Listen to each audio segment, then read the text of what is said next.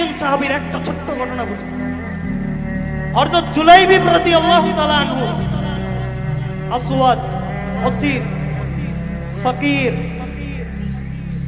যে এরকম একজন সাহাবা যে খাটো ছিল, কালো ছিল, অসির, খাটো ছিল, যার কোনো মাল ছিল না, যার কোনো দৌলত ছিল না, যার কোনো সম্পদ ছিল না, যার কোনো কিচ্ছু ছিল না, যার কোনো স্ট্যাটাস ছিল না, যার কোনো এরকম সমাজে একটা ঘর একটা বাড়ি ছিল না, আসমান ছিল তার সামিয়ানা, জমিন ছিল তার বিছানা, তার জুতোগুলো ছিল তার বালিশ।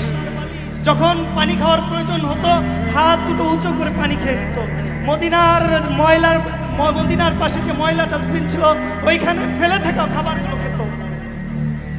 তার এরকম বড় বড় অট্টালিকার করার স্বপ্ন ছিল না, তার এরকম এই দুনিয়াকে আপন দুনিয়া বানায় নিবে এরকম কথা ছিল না। আজকে আমরা আখিরাতকে ভুলে গেছি। তিলকাল বুয়ুতু খাওয়িয়া, আজকে এই 10-10 আর 20-20 তালা আমার আখিরাত আর আমার আল্লাহরে ভুলাই দিছে। এই যে বাড়ি 10-10 আর 20-20 বাড়ি, এই 10-10 20-20 তালা বাড়ি আমার জান্নাতকে ভুলাই দিছে, আমার আল্লাহকে ভুলাই দিছে, ওই সাহাবাকে ভুলাইতে পারে না।